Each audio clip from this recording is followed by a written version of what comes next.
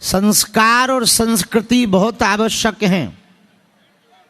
सुनो कान खोलकर, अपने बच्चों को आप गाड़ी, बंगला, घोड़ा, मकान, दुकान, व्यापार, कार देकर मरो या ना मरो, संस्कार देकर जरूर मरो।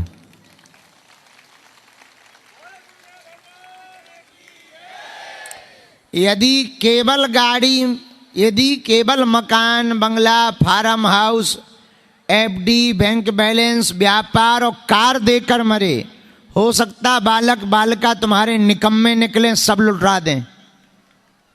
पर संस्कार दे करके जाओगे तो भले ही फोटी कौड़ी जेब में ना रहेगी, पर कम से कम कमा खा तो लेंगे, भूखों तो नहीं मरेंगे। हजारों हमने ऐसे लोग देखे जो बच्चों को संपत्ति तो दे गए, संस्कृति नहीं दे गए है। सो पता लगे बच्चा विदेश में डले, बाप मताई वृद्धाश्रम में डले। बात समझ आई? इसीलिए अपनी बालिका, अपने बालकों को संपत्ति भरना दें, संस्कृति भी दें। और सुनो, आपके बेटा बेटी, नाती पोता, नातनी क्यों नहीं सुनते तुम्हारी बात? क्योंकि आप लोग केवल कहते हो, करके नहीं बताते। कहते हो प्रणाम करो, अपितु बाएं पकड़कर किसी महापुरुष के पास जाकर पहले खुद प्रणाम करो, फिर बच्चों से कहो ऐसे पढ़ो, तब सीखेंगे। अब बाप खा रहा गुटखा, सुरती, तंबाकू, ऐसे लेके कह रहा बेटा गुटखा नहीं खाना चाहिए, कैंसर हो जाता है। ठठरी के बरे, तैं जो खा रहा हो सो अमृत मिलेगा क्या? हम अपनी बालक बालिकाओं को बातों से समझाते हैं, इसलिए आदर्श स्थापित नहीं हो पाता। अपनी संस्कृति को बचाने के लिए हम लोगों को शब्दों से नहीं, कह कर के नहीं, करके बच्चों को समझाना चाहिए। बात समझ आई है? इसी में एक सूत्र और सुनो, कथनी और करनी एक जैसी रखिए। आप जमाने से झूठ बोल सकते हो, खुद से नहीं बोल सकते। और खुद से बोलोगे तो तुम्हें पता भी लग जाएगा कि तुम्हारी अपने आप में निजी औकात क्या है। अब बाहर जरूर तुम कोई भी माला वाला पहन के बाबा जी बन जाए, ले हम बाबा जी हैं, पांव पड़ो। पर खुद से पूछा जाए कि तुम कितने बड़े बाबा जी है बताओ, तो खुद को ही देखकर घृणा आएगी। इसीलिए सिद्धांत है उंगली उठाने का। ये जो उंगली हमने ऐसी उठाई ना, ये एक उंगली जो हमने तुम्हारे सामने की, तुरंत तीनों उंगलियां मुड़ के हमारी तरफ कह रही हैं बेटा पहले खुद को तो देख ले। अपने आप मुड़ गई। उठाओ ऐसे उंगली, दिखाओ हमें, ऐसे दिखाओ, ऐसे दिखाओ। अरे ऊपर नहीं, हमें दिखाओ। हाँ हमारी तरफ करो उंगली। अब अपनी तरफ तीन देखो पहले। वो क्या कह रही वो तो सुनो। और अंगूठा ऊपर की तरफ, वो क्या कह रहा? तीन उंगलियां कह रही पहले बेटा खुद को तो देख ले। अंगूठा कह रहा ऊपर देख, ऊपर भगवान की तरफ। तब एक उंगली उठा किसी पर। तब तो कबीर जी कहते हैं, बुरा जो देखन में चला, बुरा न दिखिया कोई, जो मन खोजो आपनो, सो मुझसे बुरा ना कोई।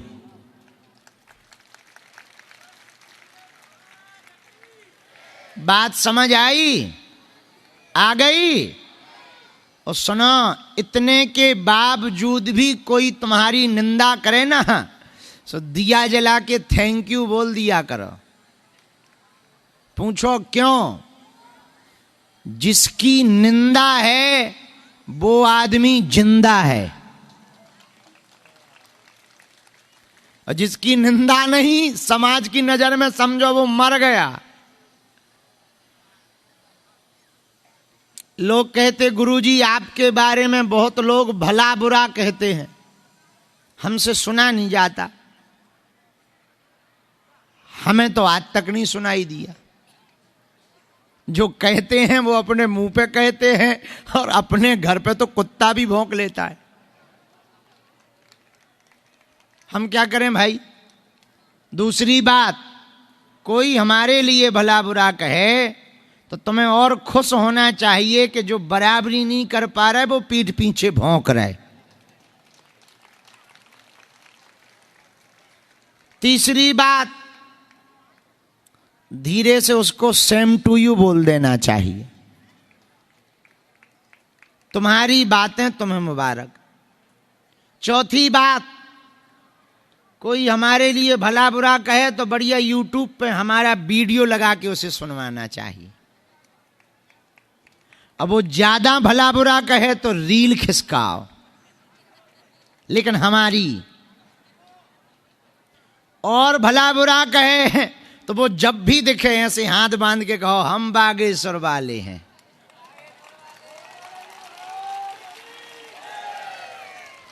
अब फिर तो वो चिढ़ेगा तो और भला बुरा कहेगा। तो एक बोट टांग लो पीठ पे, लगा के आग शोहरत में हमने ये शौक पाले हैं। कोई पूछे तो कह देना हम बागेश्वर वाले। इसके बावजूद फिर कहे तो 500 रुपया खर्च करके उसके घर के बाहर डीजे बजाना। जलने वाले को जलाओ, इतना जलाओ कि वो भस्म हो जाए, लेकिन मारपीट ना करना, सिर्फ इतना ही करना। वो दिखे है जय बागेश्वर धाम।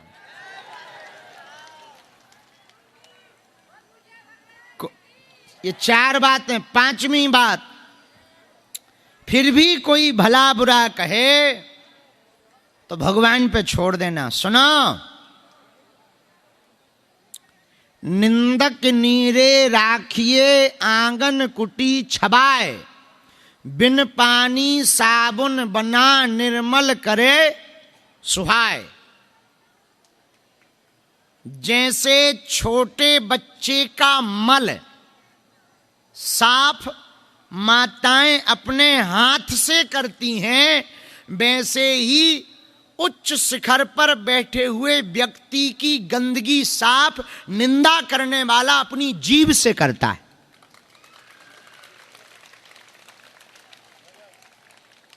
बात समझ आई? छोटे बच्चे का मल समझ आया?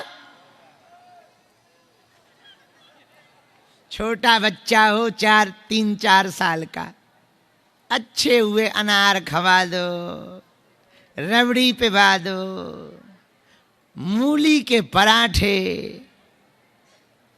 बढ़िया उसको जो है आहा, थोड़ी चाट भी दे दो, थोड़ी दही पराठा दे दो। उसके बाद जो उसका पेट खराब होता है, कपड़ा ही खराब कर देता। और कपड़ा तो खराब करता सो तो ठीक है, जांग से लेके पैर तक फिर उस बच्चे की तरफ कोई नहीं देगा, दूर करो। लेकिन माताएं तो माँ तो इसीलिए तो माँ होती है। गंदगी में सना हुआ बालक को पिता छूता नहीं है, पर माँ तुरंत उठा करके उसको साफ करने लगती है। इसलिए माँ है, माँ को घृणा नहीं होती, सफाई करती है। तो जैसे गंदगी में सने हुए बालक की साफ सफाई माँ करती है, वैसे ही उच्च व्यक्ति की, महान व्यक्ति की गंदगी की साफ सफाई निंदा करने वाला अपनी जीभ से करता है। अब समझ आ गई? तो निंदा करने वाले बुरे नहीं होते, अच्छे होते हैं। दो चार पाल लेने चाहिए। अगल बगल रख लो, जो निंदा करे, हम तो एक दो रखते हैं अगल बगल, वो हमारी निंदा करते रहते, हम यूट्यूब पर उन्हें देखते रहते हैं। एक दो लोग हैं जो हमारी रोज निंदा करते, रोज गाली हमें बकते, हमें बड़ा मजा आता है, बड़ी कृपा है। जो हम नहीं अपनी कमी देख पाते वो हम में देख लेते, हम सुधार कर लेते। उन्हें लगता है कि देखो हम कैसे गाली बक रहे, हम कह देते नहीं बहुत बढ़िया बहुत बढ़िया बहुत बढ़िया, लगे रहो बेटा लगे रहो। निंदा से डरो मत, अभय रहो, भय में मत रहो। हनुमान जी के चेले डर में नहीं रहते, हनुमान जी के चेले तो अभय रहते हैं। तुम्हें सीखना चाहिए अपने आराध्य से। वो लंका में भी रावण के सामने डंका बजा कर आते हैं।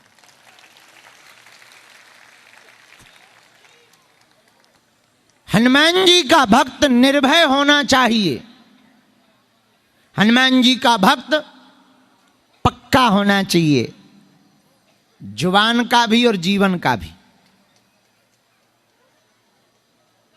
सुनो,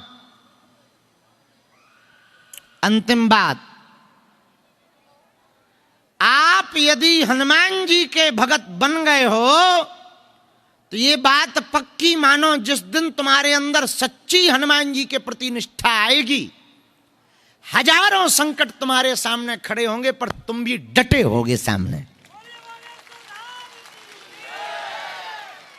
और जब तक तुम्हारे अंदर डरपोंकपना है तब तक तुम हनुमान जी के चेले ही नहीं हो। भाई वो भक्त किस काम का जिसके अंदर भगवान के गुण ना आए?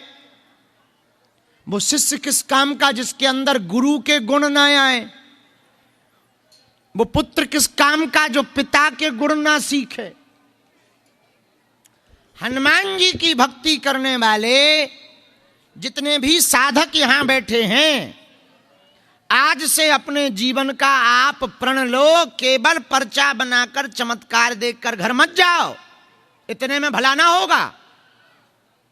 पर्चा बन भी जाएगा, चमत्कार हो भी जाएगा तो तुम्हें नई समस्या फिर आएगी। समस्याएं घटती थोड़ी हैं, आती रहती हैं। अरे कब तक पर्चा बनवाओगे? कब तक तुम दरबारों में भटकोगे? कब तक तुम हमारे यहां धक्के खाओगे? कब तक तुम गुरुओं के चक्कर में पड़ोगे? कब तक तुम तांत्रिक मांत्रिकों के चक्कर में पड़ोगे? कब तक तुम उतारा पूजा पाठ करवाओगे?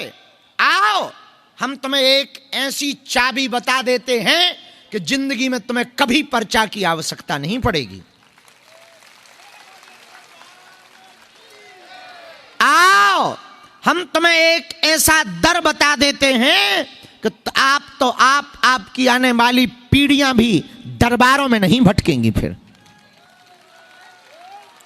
हां, शर्त यह है कि तुम हमारे भी चक्कर में ना पड़ जाना, कि तुम कहो कि अब औरों के चक्कर में नहीं पड़ेंगे तो गुरुजी, तो पता लगे कि हम आफत छुड़वा रहे तुम हम यहां चिपक जाओ।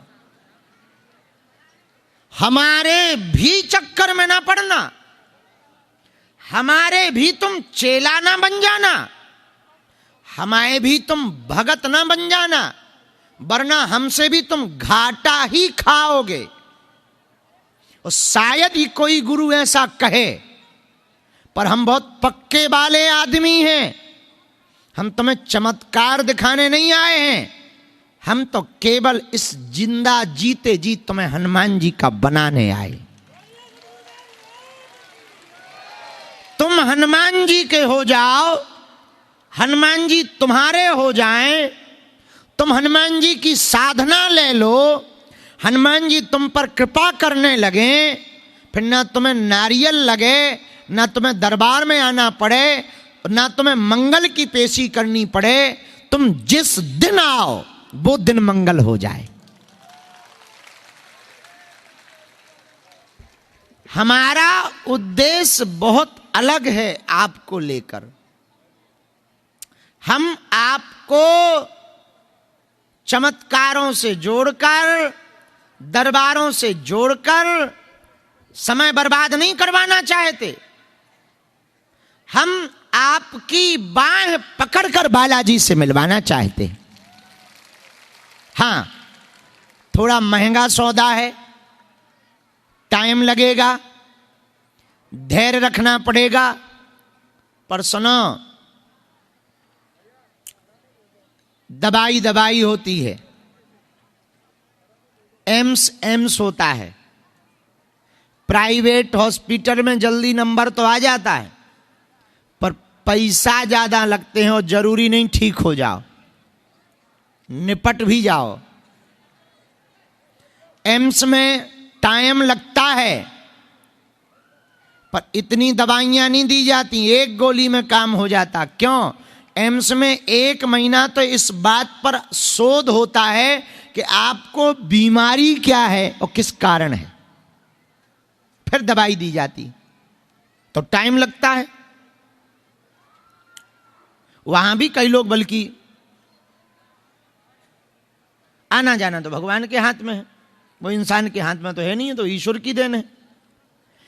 तो टाइम जरूर लगता, परंतु एम्स की जो दवा होती वो बड़ी पक्की होती है। भैया सुनो, यहां समय जरूर लगेगा, ना तो हम भूत भूतैया से तुम्हें जोड़ेंगे, ना हम तुम्हें अपने से जोड़ेंगे। एक ऐसी जगह तुमको जोड़ देंगे, हम रहें ना रहें, हम मिलें ना मिलें, हम तो उड़ती चिड़ैया हैं, हम तो आए हैं जाएंगे पक्का है, अभी बहुत काम है, जल्दी नहीं जा रहे, पर आपको हम हनुमान जी का बना करके जाएंगे।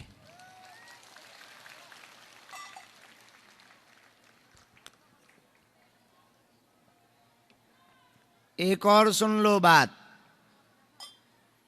स्वाभिमान में और हनुमान जी की कृपा से बोल रहे हैं। आपको यदि हम नहीं मिले और तुम नाराज होके चले जाओ तो भी जा नहीं पाओगे, क्योंकि आप आए थोड़ी हो, बुलाए गए हो।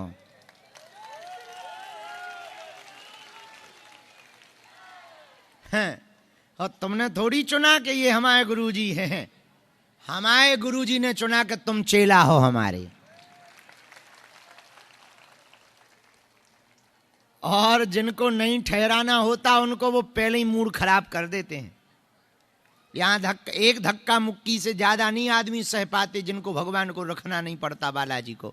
एक ही धक्का मुक्की में उनका मन चढ़ा है, बोले सब ऐसे ही चलो। हम भी कहते थे हाँ हाँ चलो चलो चलो चलो, सब ऐसे ही।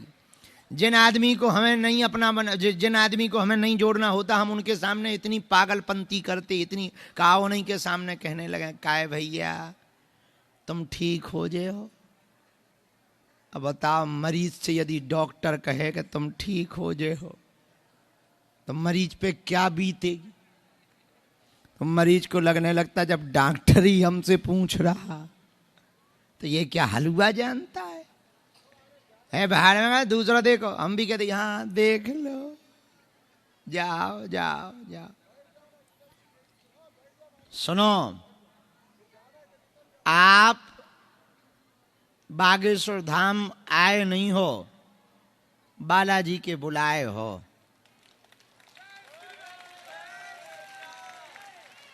दूसरा, हम जब तक जिएंगे आपका पीछा ना छोड़ेंगे।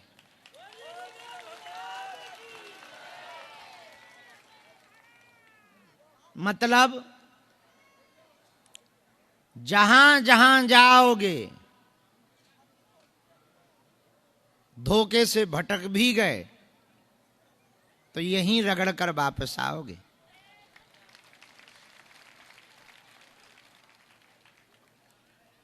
तुम घर जाओगे, टीवी देखोगे, हम चैनल पे आते दिखेंगे।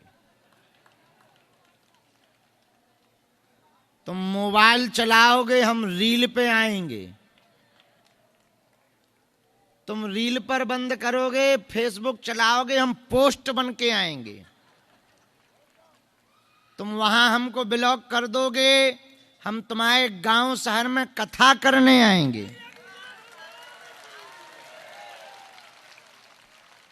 तुम वो भी बंद करोगे तो तुम्हारे घर में कूका लगेंगे।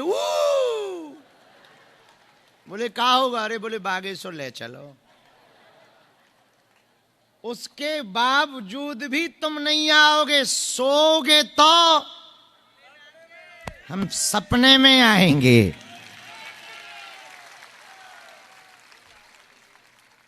तब तो तुम भी कहोगे बहुत दिन हो गए, चलो भैया।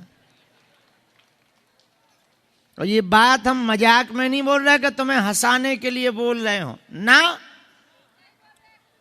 पक्की बोल रहे, चौकस भी। ये बात अलग है कि हम अपने कमरा से बाहर नहीं जाते, पर हमारे सन्यासी बाबा इतने उल्टे हैं कि हर जगह हमको ही फंसाते। पर शक्ति तो ऐसी है कलयुग में बागेश्वर हनुमान जी की। शायद भारत के इतिहास में कहीं ऐसा हुआ होगा कि 8 सालों में पूरी दुनिया ने किसी जगह को जाना हो। शायद भारत के इतिहास में पहली बार ऐसा हुआ होगा कि किसी धर्म गुरु को पूरी देश की लेफ्टिनेंट्स विरोधी ताकतों ने गिराने की कोशिश की हो और उन्हें मुंह की खानी पड़ी हो। शायद भारत के इतिहास में पहली बार ऐसा हुआ होगा कि हमारी कई जांचें हो जाने के बावजूद हम ज्यों के त्यों ही रहे। शायद भारत के इतिहास में पहली बार ऐसा हुआ है कि 23 फरवरी को प्रधानमंत्री जी दर्शन करने आए तो 26 फरवरी को राष्ट्रपति महोदया दर्शन करने आई। अभी रुके हो? वाह बैठो, चाय पिलाओ हमको भी, कुर्सी डालो यहां। शायद भारत के इतिहास में पहली बार ऐसा हुआ होगा कि हिंदू राष्ट्र बनने के पहले हिंदू राष्ट्र का झंडा लहरा रहा हो। आज तक भारत के लोग मंचों से हिंदू राष्ट्र बोलने पर डरते थे। डर लगता था कि कोई मार ना दे, लुट ना जाए, दुकानें बंद ना हो जाएं। ना तो अपनी कोई दुकान है, ना लुटने का डर है, ना मिटने का डर है। मिटे मिटाए ही पड़े हैं, लुटे हुए ही हैं। एक कच्चा सा दिल था, वो भी वो बंदर बाबा ले गया। अब बचा नहीं कुछ। अब तो एक ही काम बचा है, जीते जी हनुमान जी की भक्ति का प्रचार कर लिया जाए। और शायद भारत के इतिहास में पहली बार ऐसा हुआ होगा कि हलीउल्लाह वालों की उनके घर में घुसकर ठटरी बारी गई हो। बड़े बड़े बुद्धिजीवी, बड़े बड़े तार्किक, बड़े बड़े विद्वान, बड़े बड़े साइंटिस्ट, भारत के छोड़ो विदेशों के हाउ डू यू करने वाले लोग परीक्षा लेने आए। न्यूजीलैंड में जब हम गए अभी कुछ दिन पहले, न्यूजीलैंड के प्रधानमंत्री जब हमारी कथा में आए तो पूरे देश में हल्ला मचा। तो वहां की एक इंस्टीट्यूट, कोई बहुत बड़ी खोज करने वाली एक टीम है, उनको पता लगा कि भारत का कोई एक ऐसा बाबा आया जो बड़ा मिरेकल करता है। तो कुछ अंग्रेज बच्चे हमारे पास आए तो हमको किसी ने बताया कि ये आप पर खोज करना चाहते, रिसर्च। वो भारत में न्यूज भी खूब चली थी। तो हमने कहा कर ले, हम वैसे खोज लायक आदमी हैं नहीं, ढांचा भी हमारा ठीक ठाक नहीं है, फिर भी इन गोरों की इच्छा है तो हवेली पे बुलाया जाए। तो हम जहां दरबार लगा रहे थे उसी हॉल में वो बच्चे, लगभग 4 बच्चे, 2 बेटियां और 2 अंग्रेज, वो भी बेटियां भी अंग्रेजन ही थीं। 2 दिनों तक वो रिसर्च करते रहे हमारे ऊपर। शाम को जब वो बैठे तो ट्रांसलेटर बैठा, उन्होंने कुछ सवाल पूछे और हमने भगवान का नाम लेकर उत्तर दिए। तो उन्होंने पूछा अंग्रेजी में कि इनसे पूछो कि ये सब कैसे संभव है। तो हमने उनसे कहा कि यही तो हमें पता नहीं। तब तो हम तुमसे रिसर्च करवा रहे कि खोज भाई कि कैसे हो रहा, तुम बता, हमें यहां पता लग जाए। और ये पता ही होता तो हम खोज थोड़ी करवाते, बता देते कि ये है मसला। तो बड़े चौंके, बोले फिर तो ये सुपर पावर हो गई आपके पास। हमने कहा चाहे सुपर कह लो चाहे जो कह लो, हम इतना जानते हैं कि हम हनुमान जी के हैं और हनुमान जी हमारे हैं। और जब हम भारत में प्रेत दरबार लगाते थे तो हम पर टिप्पणियां की जाती थी कि बाबा अंधविश्वास फैलाता है। लेकिन जब हमने गोरों को भी नचवाया,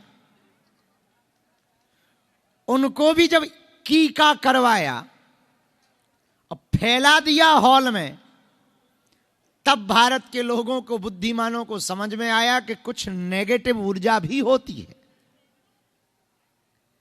ये सारी बातें बता करके हम तुम्हें प्रभावित नहीं करना चाह रहे पागलों। इतनी बातें सुनकर के भी तुम हमारे चेला ना बन जाना। ये सब बातें हमने तुम्हें इसलिए बताई हैं कि हमने ये जो भी किया, हमने ये जो भी पाया, हमने ये जो भी करने की कोशिशें की, चाहे वो हिंदू राष्ट्र की हो, चाहे वो बेटियों का विवाह हो, या हॉस्पिटल हो, या फिर दरबार के चमत्कार हो, या आज तक सबसे बड़ा रहस्य बना है कि बाबा बागेश्वर बताता कैसे। बड़ी बड़ी प्लानिंगें हुई हमारे ऊपर। स्टिंग ऑपरेशन करने के लिए लड़कियां सेट की गई रुपया देकर, और एक बाई तो इतना फाउंडेशन लगाकर आती थी, हमने उसको 1 महीना घुमाया। पहले ही दिन पहचान गए थे कि सूप न खा है। राम दरबार में 27वें 28वें दिन जब हम जाने लगे अंदर, बड़ी तीखी मुस्कुराहट थी उसकी, और उसको लगता था कि ये तो लड़का ही है। अब उसको कौन बताए कि पिछली और वर्तमान उम्र मिला के अपना बुढ़ापा चल रहा है। जहां राम दरबार से आरती उठती है, हमने भी कहा आओ बहन जी, तो बोले आप बहन मत बोलिए। अरे हम कहा आंटी पधारो। नाराज हो गई वो, बोले हम आपको आंटी लग रहे, आई एम अनमैरिड। तो हम कहा आंटियां भी अनमैरिड ही हो सकती हैं, जरूरी थोड़ी आंटी बनने के लिए मैरिड हो। बड़ी नाराज हुई, बोले आप बहुत बेतुका आदमी हो। हम कहा आपसे कम। तो बैठी, उन्हें लगा कि बाबा फंसेगा जाल में, चूंकि उन्होंने बाल पट्टे में कैमरा लगा रखा था और उसकी चिप उनके उसमें डली हुई थी बैग में, और कैमरा इतना हिडन था कि शायद कैमरा वाले भी ना पहचान पाए कि वहां बाल पट्टे में कैमरा है। और उन्होंने बात शुरू की। हमने भी लंबी लंबी फेंकी, इतनी लंबी लंबी फेंकी, जब वो बिल्कुल ही उनको लगा कि अब बाबा कब्जे में है, तब हमने धीरे से पूछा होटल कब से नहीं गई सोनू शिवम के साथ?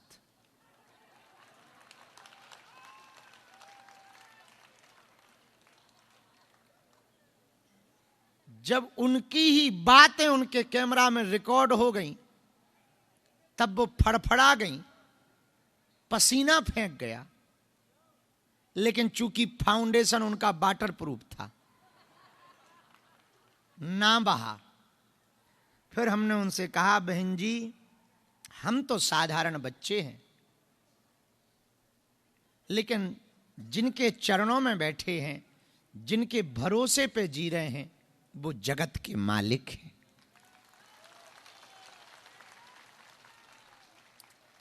और कहानी आई गई हो गई।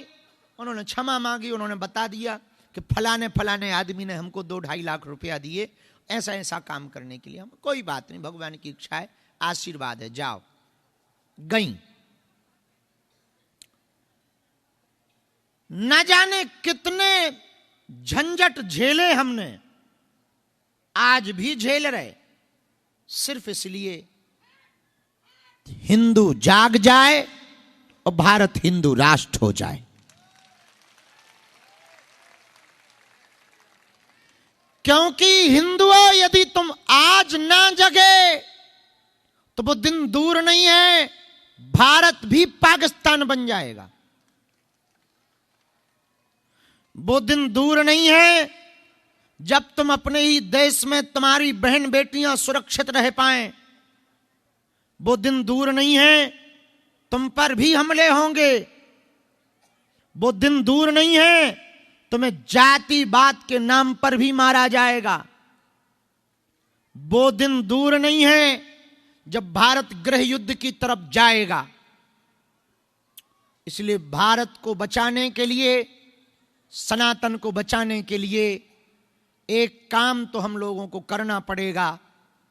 24 घंटे में 1 घंटा तुम्हारा, हिंदू राष्ट्र हमारा।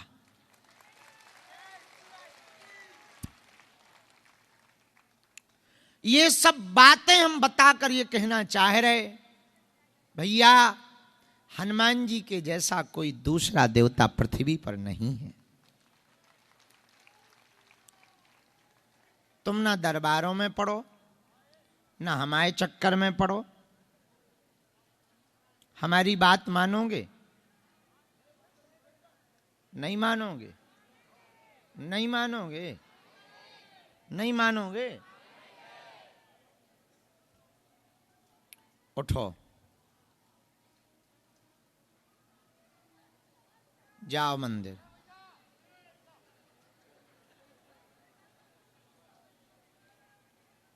छोड़ो हमारा पीछा।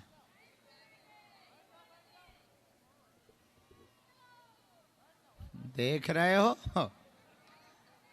50,000 लोगों में 50 नहीं उठे। बैठ जाओ, हमें भरोसा था यही होगा।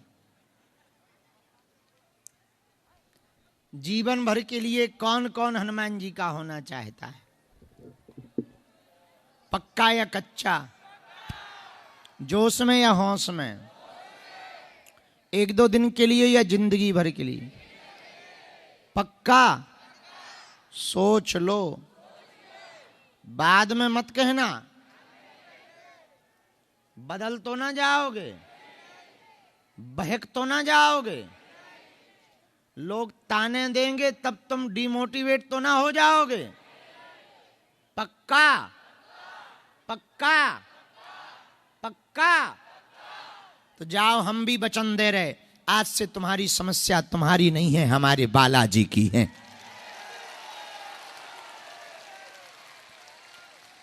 आप तो नियम शुरू कर दो, लहसुन प्याज मांस मंदरा बंद करके पेशी करना प्रारंभ कर दो। हम जब तक जिंदा रहेंगे तुम्हारी अर्जी के लिए उनसे लड़ेंगे।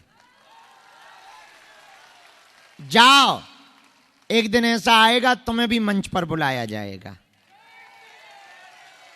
तुम्हारा भी नंबर आएगा और तुमसे भी कहा जाएगा अर्जी स्वीकार हो गई, और तुम भी कहोगे गुरुजी काम सफल हो गया। और यदि भरोसा ना हो तो हम एक प्रमाण भी तुमको देते हैं। आओ बच्चों, दोनों बच्चों को लेके आओ।